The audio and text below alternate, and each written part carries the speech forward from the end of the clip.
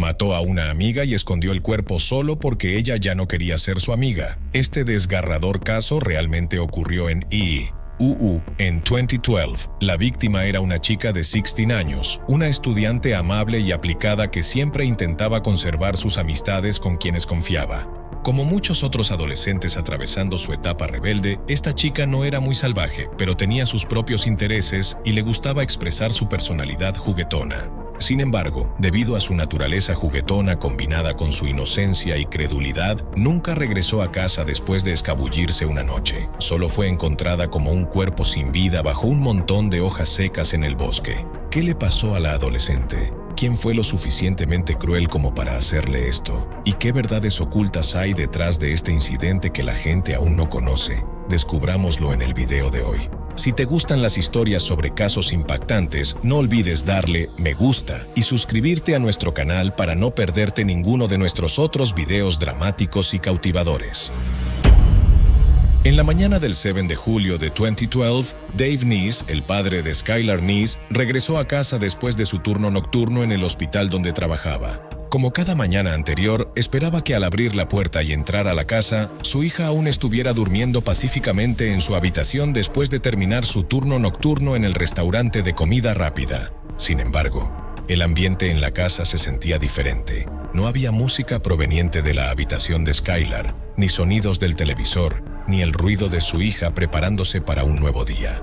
Dave caminó hacia la habitación de su hija, tocó suavemente la puerta y llamó su nombre como de costumbre, pero esta vez no hubo respuesta. Llamó de nuevo y tocó más fuerte, pero la habitación seguía en silencio. Pensando que podría estar profundamente dormida, intentó girar el picaporte, pero la puerta estaba cerrada por dentro. En ese momento, comenzó a invadirle una sensación de inquietud. Skylar rara vez cerraba su puerta con llave, especialmente mientras dormía. Esto era inusual. Llamó algunas veces más, pero aún no había respuesta. El silencio dentro de la habitación lo preocupaba cada vez más. Incapaz de abrir la puerta, decidió ir por la parte trasera de la casa y mirar por la ventana de la habitación. Fue entonces cuando empezaron a aparecer las señales extrañas. La ventana del dormitorio de Skylar estaba ligeramente abierta y justo debajo había una silla de plástico familiar que normalmente se guardaba en el patio trasero. Una clara huella en la silla sugería que alguien se había subido para salir por la ventana. Dave miró dentro de la habitación. Estaba completamente vacía. No vio a Skylar por ningún lado. Todo estaba ordenado. Nada estaba fuera de lugar. La cama estaba bien tendida, la luz apagada, pero su hija no estaba. Sintió claramente que algo no estaba bien. ¿Por qué Skylar saldría a escondidas en medio de la noche sin dejar un mensaje? ¿Por qué cerraría la puerta con llave desde dentro? ¿Era para engañarlos? ¿Y a dónde había ido toda la noche sin regresar por la mañana? En ese momento, Dave pensó inmediatamente en la mejor amiga de Skylar, Shelia Eddy. Había sido cercana a Skylar desde que eran pequeñas, tan cercana que su familia consideraba a Shelia parte del hogar. Si alguien sabía a dónde había ido Skylar, tenía que ser Shelia. La llamó de inmediato, esperando una respuesta razonable. Ella contestó el teléfono rápidamente. No parecía estar en pánico ni demasiado preocupada. Su voz era tranquila, incluso serena. Shelia dijo que la noche anterior, el 6 de julio alrededor de las 11 p.m., ella y otra amiga, Rachel Schaaf, habían recogido a Skylar para dar una vuelta nocturna en coche. Según Shelia, las tres condujeron por la ciudad charlando y disfrutando la brisa como lo habían hecho en otras ocasiones. Skylar no quería que sus padres supieran, así que salió por la ventana. Después de conducir un rato, como ya era tarde, regresaron a un área cercana a la casa de Skylar y ella pidió que la dejaran unas cuadras antes, diciendo que caminaría a casa por seguridad. En ese momento, la historia de Shelia parecía razonable, al menos por el momento. Para adolescentes en su etapa rebelde, escaparse y regresar silenciosamente a casa no era algo inusual, pero los padres de Skylar seguían llenos de sospechas y preocupación. Ellos sabían que su hija era una chica bien comportada, responsable, una buena estudiante que trabajaba a medio tiempo para ayudar a sus padres, nunca rebelde ni propensa a huir. No había ninguna razón para que saliera de la casa por la noche sin dejar una nota o contactar a alguien. Su teléfono no estaba en la habitación y no había nota ni mensaje dejado. Después de buscar minuciosamente y aún no encontrar a su hija, la familia Nice no tuvo más opción que contactar a la policía. No querían asumir lo peor, pero tampoco podían quedarse sin hacer nada. Y entonces, solo unas horas después, Skylar Nice fue registrada oficialmente como persona desaparecida por la Policía Estatal de Virginia Occidental. Comenzó una desaparición misteriosa, y nadie sospechaba que las culpables eran justamente las personas en quienes tanto la víctima como su familia confiaban. Inmediatamente después de que la familia Nice reportara la desaparición de su hija la mañana del 7 de julio de 2012, la policía local fue enviada de inmediato a inspeccionar la casa. Trabajaron con cuidado, revisando paso a paso la pequeña habitación de Skylar, donde se creía que había estado la noche anterior. Sin embargo, todo en la habitación estaba ordenado y limpio, sin señales de entrada forzada ni desorden. Solo un detalle llamó la atención de los oficiales. La puerta estaba cerrada desde el interior, pero la ventana estaba ligeramente abierta. Justo debajo del alféizar había una pequeña silla de plástico con una clara huella. Esto llevó a una suposición inicial: que Skylar había salido voluntariamente durante la noche, trepando por la ventana y bajando por la silla. No había señales de fuerza, ni objetos rotos, ni indicios de que hubiera sido llevada por la fuerza. A partir de esa evidencia, la policía inicialmente creyó que no se trataba de un secuestro ni de un crimen grave, sino más bien de una adolescente que se escapó sin que sus padres lo supieran. Casos similares ya habían ocurrido antes. Muchos adolescentes de esa edad habían salido en secreto durante unos días y finalmente regresaban a casa sanos y salvos. Sin embargo, los padres de Skylar rechazaban con firmeza esta teoría. Insistían en que su hija no era del tipo que tomaba ese tipo de riesgos ni actuaba imprudentemente. Era una buena estudiante, obediente, trabajaba a medio tiempo para ayudar a la familia y nunca había mostrado señales de rebeldía o intención de huir antes. Creían que Skylar nunca saldría de casa en medio de la noche sin dejar una nota, a menos que algo inusual hubiera ocurrido. Con creciente inquietud, la familia de Skylar comenzó de inmediato a buscarla. Pegaron carteles por todas partes, compartieron avisos de persona desaparecida en redes sociales y pidieron ayuda a la comunidad. En los primeros días, las dos mejores amigas de Skylar, Shelia Eddy y Rachel Schaff, también participaron activamente en la búsqueda. Fueron a la casa de Skylar, abrazaron a sus padres desconsolados, lloraron, expresaron su preocupación e incluso ayudaron a repartir volantes, actuando como amigas leales y confiables. La primera declaración de Shelia y Rachel a la policía parecía razonable. Dijeron que la noche del 6 de julio recogieron a Skylar alrededor de las 11 p.m. para dar un paseo nocturno, relajarse y reconciliarse después de algunos conflictos menores recientes entre ellas.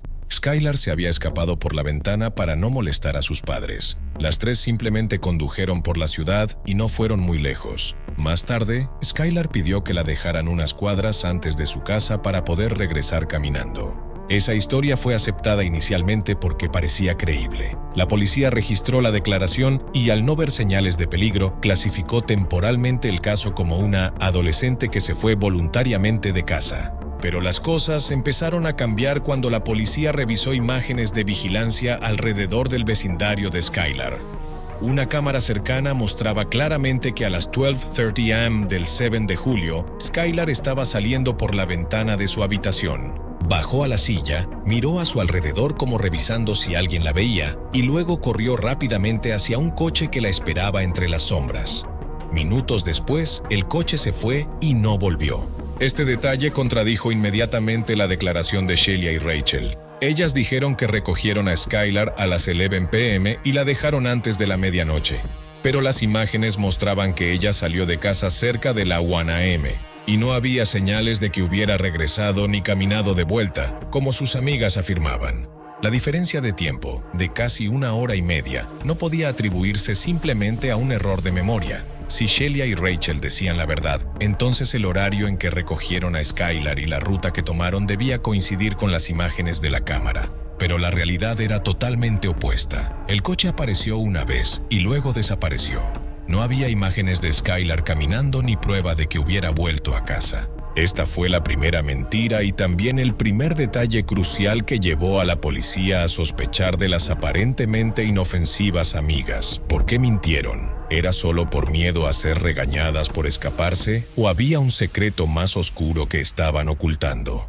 A partir de esa pequeña inconsistencia en los horarios, los ojos sospechosos de los investigadores se dirigieron hacia Shelia y Rachel, y desde ahí, la investigación tomó una dirección completamente distinta, una donde la verdad comenzaba a emerger desde los detalles más inocentes. En las primeras semanas tras la desaparición de Skylar, no solo su familia, sino toda la comunidad donde vivía estaba llena de ansiedad, esperando un milagro. Aunque no había nueva información, todos se aferraban a la esperanza de que Skylar estuviera en algún lugar y regresara pronto. Sin embargo, en medio de ese ambiente, las personas más cercanas a la víctima comenzaron a mostrar señales inusuales. Shelia Eddy, la mejor amiga de la infancia de Skylar, a quien la familia Nice había considerado como una hija adoptiva, parecía extrañamente tranquila. Ante los demás, seguía yendo a la escuela, sonreía con sus amigos y no mostraba señales de duelo ni preocupación. Cuando le preguntaban por la desaparición de Skylar, Shelia respondía como si se tratara de una simple conocida, no de alguien con quien había tenido una estrecha relación.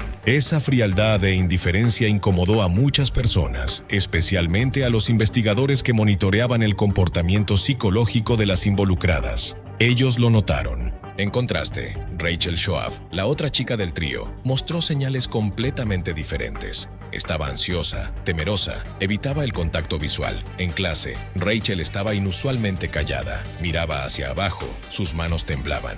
A veces, en medio de una conversación normal, Rachel de repente se quedaba en silencio, como si hubiera recordado algo aterrador. Ese tipo de inestabilidad psicológica no podía ocultarse por mucho tiempo. Las redes sociales también se convirtieron en un lugar donde muchos observaban el comportamiento de las dos chicas. Shelia constantemente publicaba mensajes sobre Skylar, rezando por su regreso, usando palabras dulces como "te extraño" y "rezando por ti".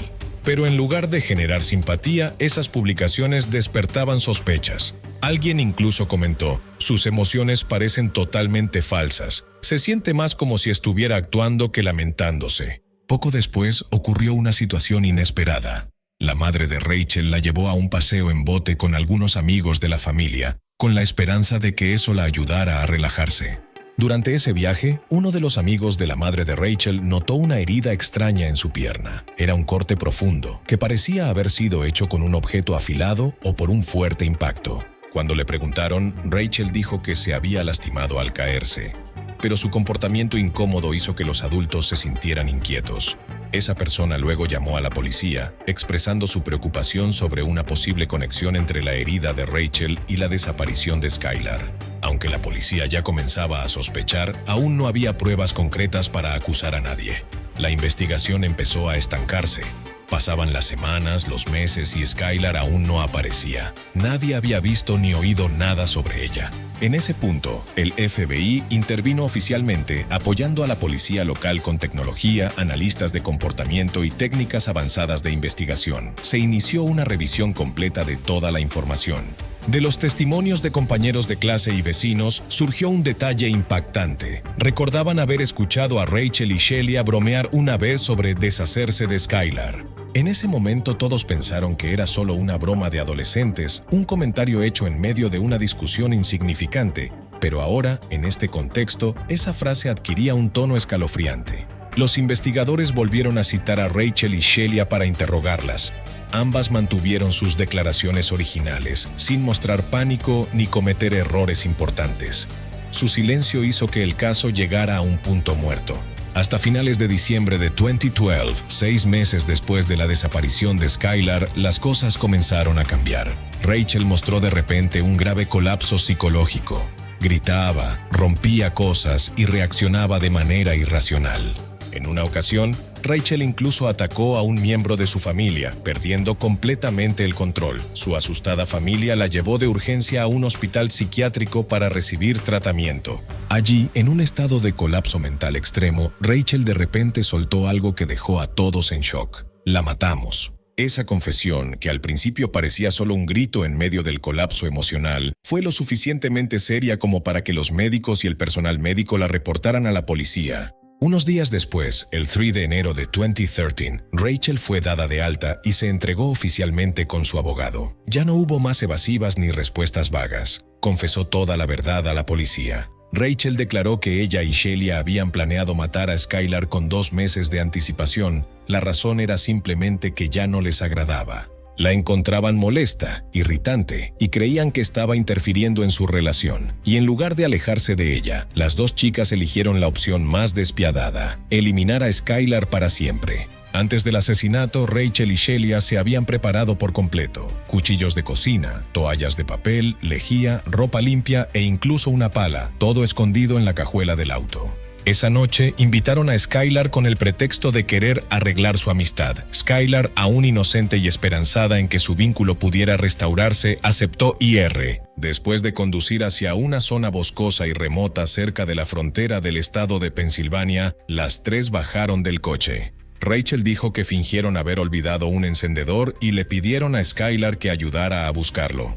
Cuando la pobre chica se dio la vuelta para buscar, Rachel y Shelia contaron hasta 3 y luego sacaron cuchillos al mismo tiempo y la atacaron. Skylar luchó aterrorizada y preguntó, ¿por qué? Pero esas fueron sus últimas palabras. Fue apuñalada un total de 50 veces, varias de las cuales fueron tan graves que la hicieron colapsar en el lugar. Durante la lucha, Rachel se lesionó el tobillo, la misma herida que notó la amiga de su madre. Después del asesinato, las chicas se dieron cuenta de que el suelo estaba demasiado duro para cavar una tumba. Así que cubrieron apresuradamente el cuerpo de Skylar con ramas y hojas secas, luego se marcharon rápidamente del lugar, limpiaron el coche y se deshicieron de la ropa ensangrentada como si nada hubiera pasado.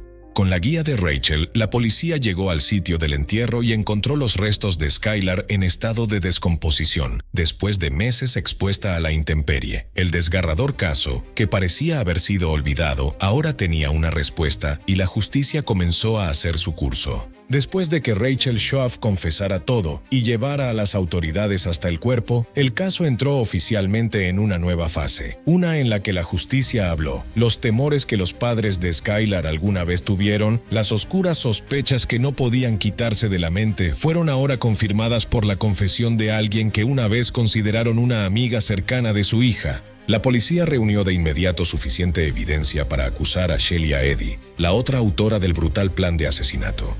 A diferencia de Rachel, Shelia al principio lo negó todo.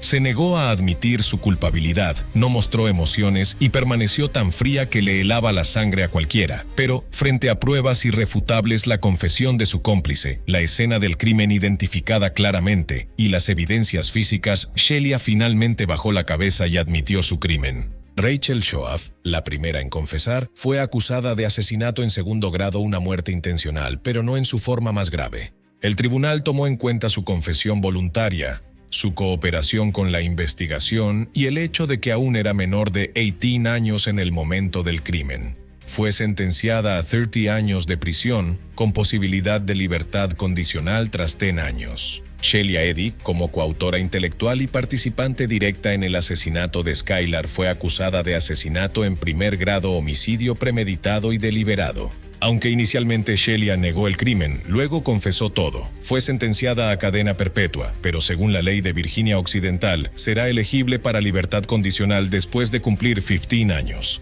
Además de las sentencias penales, la familia de Skylar presentó una demanda civil contra las familias de Rachel y Shelia. Argumentaron que la negligencia y la falta de supervisión por parte de los padres de las dos chicas contribuyeron en parte a la muerte de Skylar. Tras los procedimientos legales, las familias de Shelia y Rachel acordaron pagar un total de $5 millones como compensación por el dolor inconmensurable que los padres de Skylar tuvieron que soportar. El caso de Skylar Neese no solo conmocionó a la comunidad local, sino que se convirtió en una sensación a nivel nacional en EEUU. Lo que lo hizo tan increíble no fue solo el crimen en sí, sino el motivo detrás de él. Simplemente porque ya no querían ser amigas, dos adolescentes planearon y ejecutaron el asesinato de su mejor amiga de forma fría y calculada, ocultando la verdad durante meses. Y Skylar, una chica amable y leal que siempre se preocupó por los demás, perdió la vida tras ser traicionada por aquellas en quienes más confiaba.